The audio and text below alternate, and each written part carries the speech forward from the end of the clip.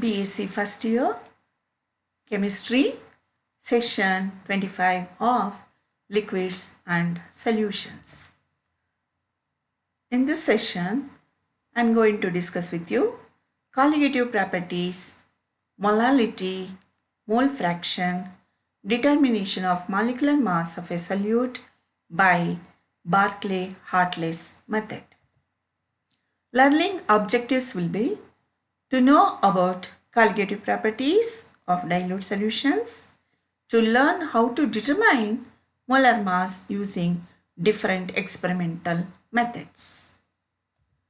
Session outcome: colligative properties of dilute solution, to determine molar mass using different experimental methods.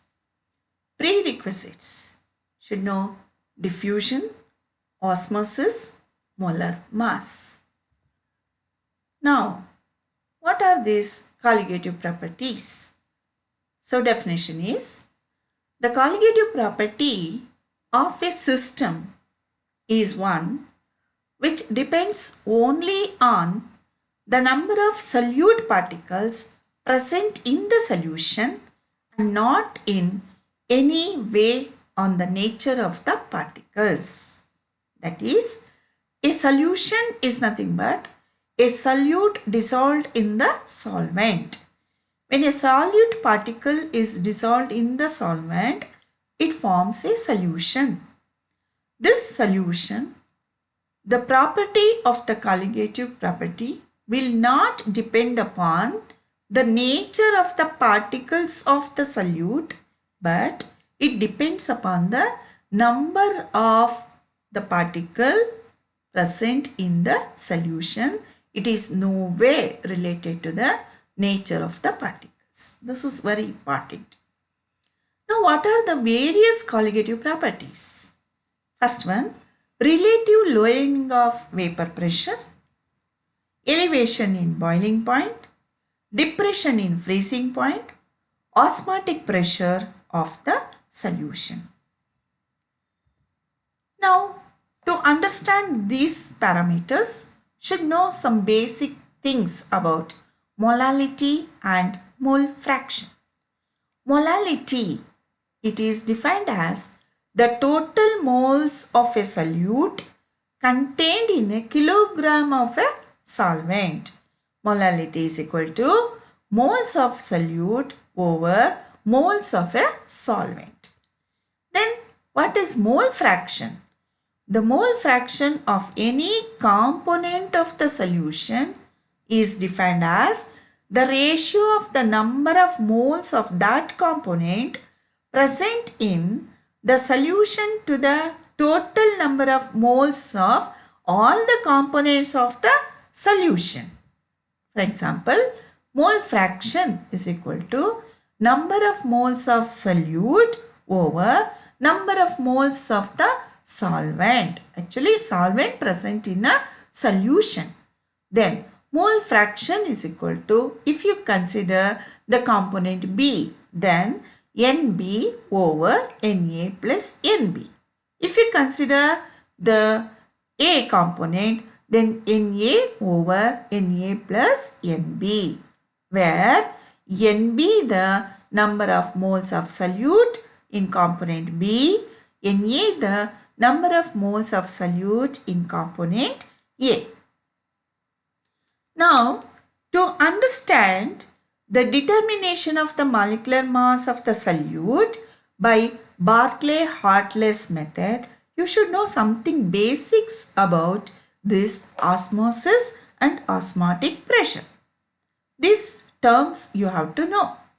When solution is separated from a solvent by a semi-permeable membrane, there is spontaneous flow of the solvent into solution side through a semi-permeable membrane is called osmosis. Now, to understand this, now you have taken a solution one side and the other side you have taken a solvent. In between these two, you have kept a membrane that is semi-permeable membrane. Now, there will be a flow of a solvent towards the solution is called as the flow of solvent towards the solution through a semi-permeable membrane is called osmosis. Now, what is osmotic pressure? The minimum pressure required to prevent the osmosis is called osmotic pressure. So now we are preventing the osmosis by applying some minimum amount of pressure. That minimum pressure which is required to prevent the osmosis is called osmotic pressure. Now this experiment, determination of molecular mass of a solute by Barclay-Hartless method. In this case, what and all we have discussed in the earlier slide, that is osmosis and osmotic pressure, they are required to understand here. In this method, osmosis is prevented by applying the pressure on the solution side, and the magnitude of pressure applied gives the osmotic pressure of the solution. Now, an inner jacket whose walls are semi-permeable membrane is used as copper ferrocyanide membrane. It is filled with pure solvent. See here, now the inner side, it is filled with the two layers of semi-permeable membrane, that is what it is called as copper ferrocyanide membrane. One end of the jacket is attached to capillary tube C to indicate the flow of solvent, and the other end is attached to reservoir. You can observe in the diagram. See left side, this is C, that is to flow of the solvent, and S is the reservoir. Then the jacket is surrounded by a vessel containing solution whose osmotic pressure is to be determined. Now the whole thing which is contained inside the vessel is the solution. It is the solution. To this you have to apply a pressure, that is osmotic pressure. It has to be determined. Due to osmosis, the level of the solvent in the capillary tube falls. That is, the solvent will move towards the solution. Due to the movement of the solvent towards the solution, the capillary tube C, there the level will fall. That means it will increase. Now what you have to do? Now pressure is applied on the solution side by using a piston D, that is shown here. The piston D at the center top, it has been shown. Now, so that the solvent level in the capillary tube comes to original level again. The pressure applied is the osmotic pressure of the solution. One have studied osmotic pressure at different concentrations and at different temperatures and formulated empirical formula which are analogous to ideal gas equations. Now according to this one have, the first law is at constant temperature, the osmotic pressure of the dilute solution is directly proportional to its concentration. That is, pi proportional to C, it gives rise to pi over C is equal to constant. Call this as equation number 1. The concentration is expressed in molar unit. That is, C is equal to 1 over V when 1 gram mole of a solute is present in V, that is the volume of dm cube of the solution. Then pi V is equal to constant. This equation is called 1/2 Boyle's law. You have learnt in a PU level itself what is Boyle's law. That holds good over here. Next, second law. At constant concentration, osmotic pressure of the solution is directly proportional to absolute temperature. That is, pi proportional to temperature, it is equal to pi over T is equal to constant. Call this as equation number 2. This equation is called 1/2 Charles law. This also you have learnt in a PU level. By combining two equations, pi proportional to Tc or pi is equal to RTc, C is equal to N over V. What is this N called as? Number of moles per unit volume. Then pi is equal to RT into N over V. This gives rise to pi V is equal to N into RT. This is equation number 3. R is proportionality constant and has same value and significance as gas constant. It is also called as universal gas constant. This equation number 3 is called Van 't Hoff equation and holds good strictly for dilute solution. At higher concentration, it shows significant deviations. This equation is analogous to ideal gas equation, PV is equal to nRT. This equation clearly shows that the osmotic pressure of the solution at a given temperature depends only on the concentration of the solution and independent of nature of the solute.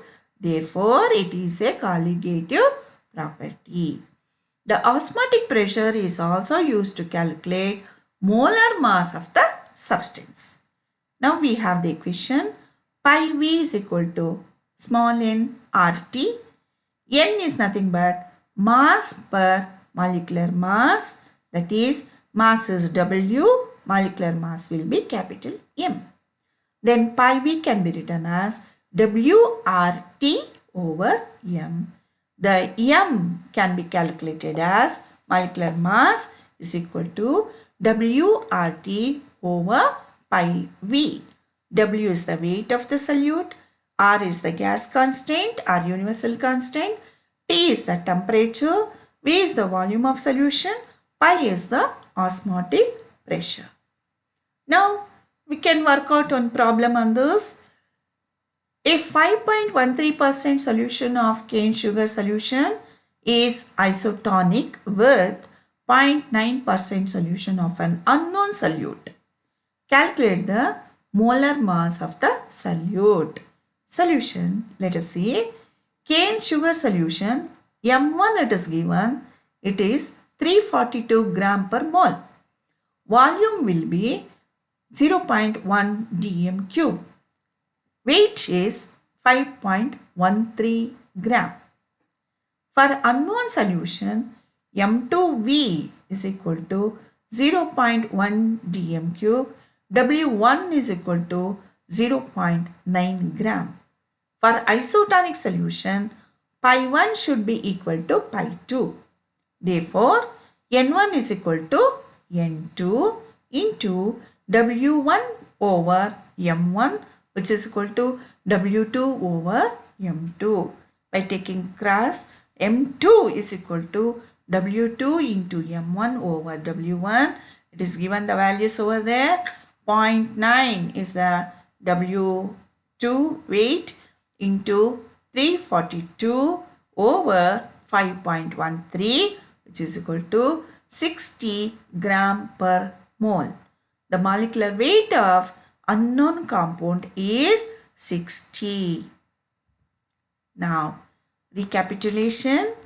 The various colligative properties I have listed there. Mathematical representation of the molality and mole fraction with the numerical values given there. And determination of the molecular mass by Barclay-Hartless method. So, in the Barclay-Hartless method, you should know something about the osmosis, osmotic pressure, what is semi-permeable membrane, what is actually how to calculate the Barclay-Hartless method molecular mass. Now, depending upon the Boyle's law and Charles' law, it holds good for the value. Okay, thank you.